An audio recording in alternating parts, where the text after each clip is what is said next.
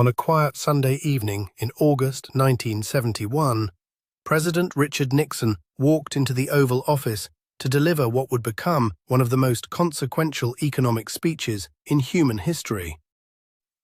Most Americans were settling in for the weekend, perhaps watching Bonanza or The Ed Sullivan Show. They had no idea they were about to witness the moment that would fundamentally change money itself. Nixon's announcement that night didn't just close the gold window, it slammed shut an entire era of how the world had understood value and currency for thousands of years. In 15 minutes, he dismantled a system that had anchored global economics since World War II and launched us into the experimental world of fiat money that we still live in today.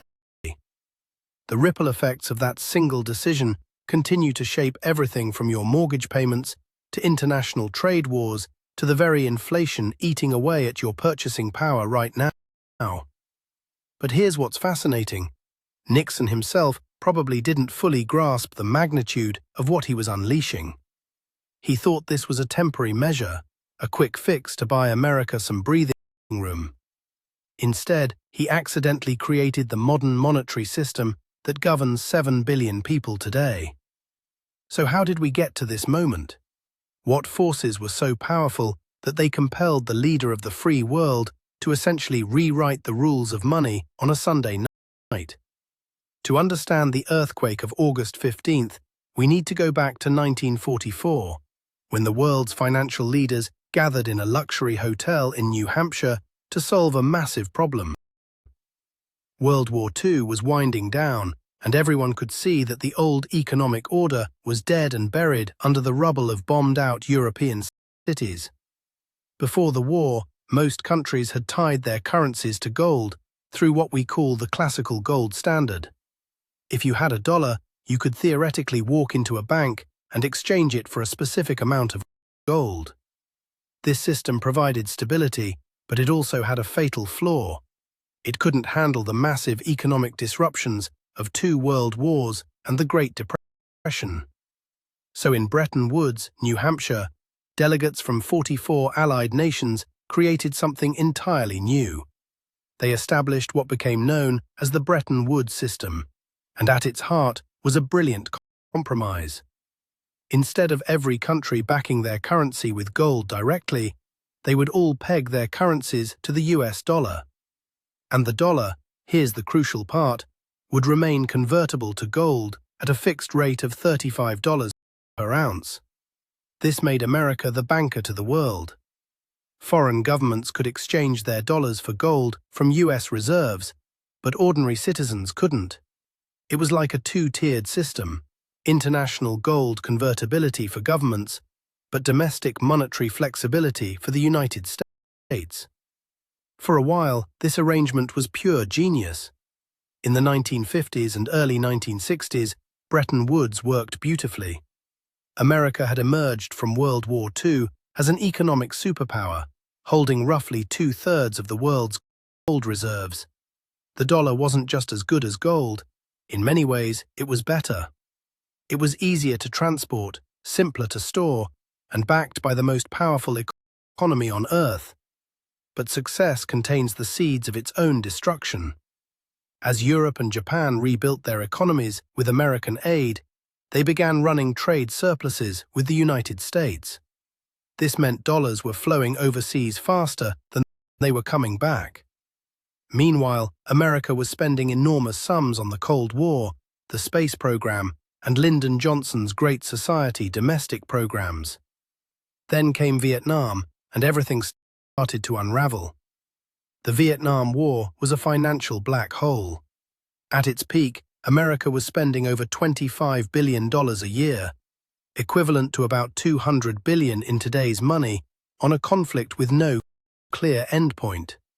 Unlike World War II, which had been funded through war bonds and widespread sacrifice, Vietnam was financed through deficit spending and monetary expansion. The government was essentially printing money to pay for the war, and this created a fundamental problem. Those freshly printed dollars didn't just stay in America. They flowed overseas to pay for military operations, foreign aid and imports. Foreign governments and banks started accumulating massive dollar reserves, and some of them began to get nervous. By the late 1960s, smart money was starting to ask uncomfortable questions. The French, led by President Charles de Gaulle, were particularly vocal. De Gaulle called the Bretton Woods system an exorbitant privilege that allowed America to export its inflation to the rest of the world. France began converting its dollar reserves to gold, encouraging other countries to do the same. This created what economists call the Triffin dilemma, named after economist Robert Triffin, who predicted this exact scenario. The math was becoming impossible. America's gold reserves were shrinking, while its dollar commitments overseas were exploding. In 1950, the US held over 20,000 tons of gold. By 1970, that had fallen to under 10,000 tons, while dollars held overseas had increased dramatically. If even a fraction of those overseas dollars came home demanding gold, the entire system would collapse. The pressure built throughout 1970 and early 1971. Speculation against the dollar intensified as currency traders bet that the fixed exchange rates couldn't hold. The German Deutschmark and Japanese yen were clearly undervalued, while the dollar was overvalued. Everyone could see the cracks, but the question was when, not if, something would break. Nixon found himself caught in an impossible bind. He could defend the gold standard by raising interest rates and cutting government spending, but that would likely trigger a recession just as he was gearing up for re-election. Or he could abandon the gold standard and hope for the best. When Britain requested to convert $3 billion into gold in early August 1971, Nixon and his advisors knew the game was up. On the weekend of August 13th-15th, Nixon gathered his top economic advisors at Camp David for secret meetings that would reshape the world economy. Treasury Secretary John Connolly, Federal Reserve Chairman Arthur Burns, and Budget Director George Shultz debated options that ranged from bad to worse. They could try to defend an increasingly indefensible system, or they could take the unprecedented step of suspending gold convertibility. Nixon characteristically chose the bold option. On the evening of August 15th, he addressed the nation with what became known as the Nixon shock. In measured tones, he announced that America was temporarily suspending the convertibility of dollars to gold. He presented this as a defense of the dollar against international speculators, wrapping the decision in populist rhetoric about protecting American workers and businesses.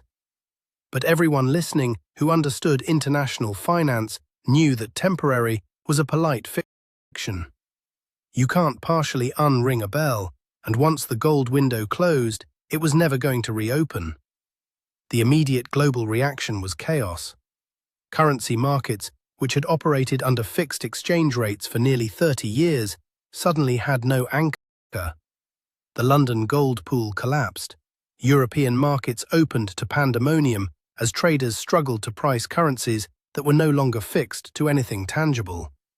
Japan initially refused to let the yen float, leading to massive speculation and forced currency interventions. Britain, France, and other European nations scrambled to coordinate their response, but they were essentially powerless. The world's dominant reserve currency had just changed the rules overnight, and everyone else had to adapt or be left behind. The diplomatic fallout was severe. America's allies felt betrayed. They had played by the rules of a system that America had created, only to have those rules changed unilaterally when it became convenient for Washington. The French were furious but unsurprised. The Germans and Japanese, dependent on American security guarantees, were angry but constrained in their response. For several months, the world stumbled along with an improvised system of managed floating exchange rates. Currency volatility spiked as markets struggled to find new equilibrium points without the anchor of gold. International trade became more complicated as businesses had to hedge against currency fluctuations that had previously been minimal. By December 1971, the major economies attempted to restore some stability through the Smithsonian Agreement, which established new fixed exchange rates with wider fluctuation bands and a higher gold price of $38 per ounce. Nixon famously called it the most significant monetary agreement in world history. It lasted barely 15 months before collapsing under renewed speculative pressure. By 1973, the world had reluctantly accepted what Nixon had made inevitable, a system of floating exchange rates backed by nothing more than government promises and economic faith. The age of fiat money had officially begun. The long-term consequences of that August evening have been staggering and are still playing out today. On the positive side, abandoning the gold standard gave central banks unprecedented flexibility to respond to economic crises. When the 2008 financial crisis hit, the Federal Reserve could expand the money supply dramatically without worrying about maintaining gold convertibility. The same flexibility allowed for massive monetary stimulus during the COVID pandemic. But this flexibility came with costs that are becoming increasingly apparent. Without the discipline imposed by gold convertibility, government spending exploded. Federal debt, which had been relatively constrained under Bretton Woods, began growing exponentially. Inflation became a persistent feature of the economic landscape in ways that had been impossible under the gold standard. The housing bubble, the dot-com bubble, and other asset price bubbles became more frequent and severe under fiat money. When central banks can create money at will, that money has to go somewhere, and it often flows into speculative investments that create boom and bust cycles. Perhaps most importantly, Nixon's decision fundamentally changed the relationship between money and value. For thousands of years, money had been tied to something physical: gold, silver, commodities with intrinsic worth. After August 1971, money became purely abstract, backed only by government decree and collective faith. This abstraction enabled financial innovations that would have been impossible under the gold standard: complex derivatives, mortgage-backed securities, and the explosion of credit that characterizes modern economies. But it also enabled the financialization of everything, from housing to education to healthcare, as easy credit made it possible to bid up the prices of essential goods and services far beyond what they would cost in a sound money system. Today, as we grapple with historic inflation levels, massive government debts, and growing wealth inequality, many economists are reconsidering whether Nixon's emergency measure created more problems than it solved. The rise of Bitcoin and other cryptocurrencies represents, in part, a grassroots attempt to recreate the monetary discipline that the gold standard once provided. Central bank digital currencies are another response to the problems of fiat money, though they point in a different direction, toward even more centralized monetary control rather than the decentralized discipline of gold. What's remarkable is how little most people understand about this pivotal moment in economic history. The decision made on August 15, 1971, affects every financial transaction you make, every price you pay, and every economic policy debate in every country on Earth. Yet it's barely taught in schools and rarely discussed in mainstream media. Nixon thought he was making a temporary tactical adjustment to buy America some breathing room. Instead, he launched humanity into the largest monetary experiment in history, a global fiat currency system with no precedent and no clear endpoint. We're now 50 years into that experiment, and the results are decidedly mixed. The truth is, we're all still living in the shadow of that August evening when gold stopped being money. Every time you wonder why your rent keeps going up, why college costs so much, or why your savings seem to buy less each year, you're experiencing the downstream effects of Nixon's decision. The world he created, our world, is one where money itself has become malleable, political, and ultimately uncertain.